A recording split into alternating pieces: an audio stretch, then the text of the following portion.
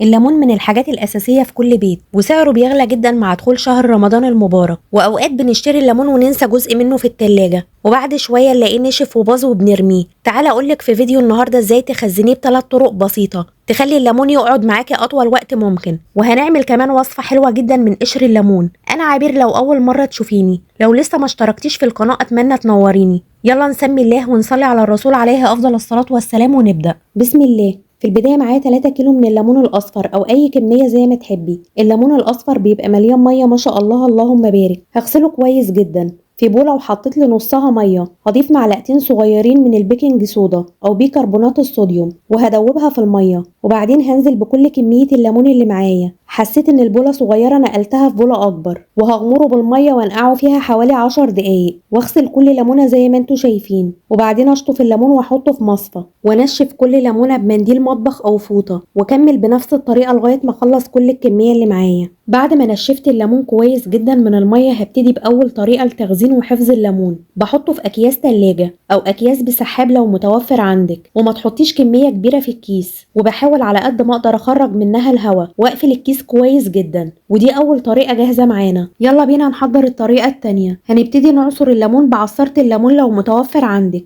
او هتحطي مصفى سلك على الحاجة اللي هتعصري فيها الليمون وهتعصري بايديكي. ميزة ان نحط المصفى ان كل البذور هتنزل فيها ومش هنحتاج نصفيه بعدين. هكمل زي ما انتوا شايفين لغاية ما اخلص كل الكمية اللي حابة اعملها بنفس الطريقة. بكون محضرة قوالب سيليكون لو متوفر عندك ممكن تستخدميها، او هقولك ايه البدايل لو مش متوفر عندك القوالب دي. هتحطي عصير الليمون في حاجة ليها بوز علشان تسهل عليكي وانت بتصبيه فيها، ولازم نحط القوالب السيليكون دي على صينية علشان نعرف ننقلها بسهولة. لو مش متوفر عندك القوالب السيليكون ممكن تستخدمي علب زي دي بتتباع عند بتاع مستلزمات الاكياس، او هتستخدمي قوالب التلج بتاع التلاجة. وهبتدي اصب عصير الليمون في العلب، وممكن تحفظيه في اكياس تلاجة. دلوقتي هغطي العلب وهدخل عصير الليمون في الديب فريزر لغاية ما يجمد، وبيبقى فيه كام ليمونة كده لونها اخضر شوية، او لو عايزين نخلي كام ليمونة نستخدمهم فريش وخايفين يبوظوا في التلاجة بنحفظهم في برطمانات ونضيف عليهم مية عادية من الحنفية، وكل 5 ايام او اسبوع نغير عليهم المية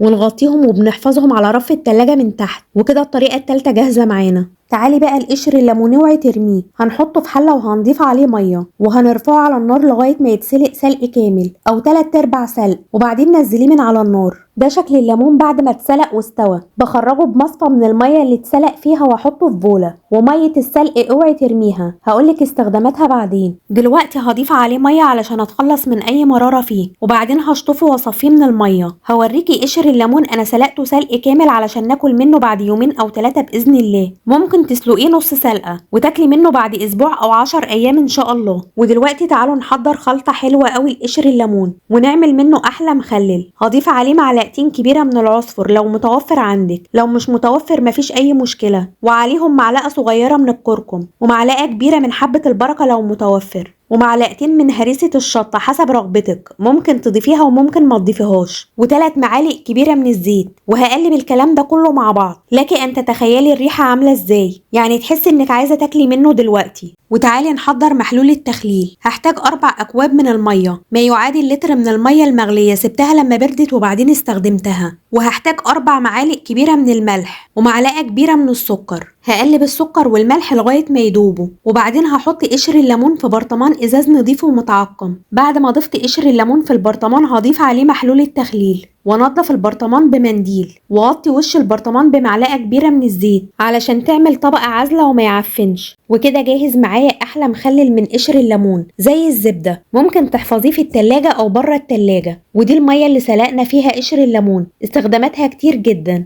بنحفظها في ازازة ونحطها في التلاجة وناخد منها المحلول نقع الفراخ، او بنضيفها على سائل تنظيف المواعين ونغسل منها البوتاجاز والافران.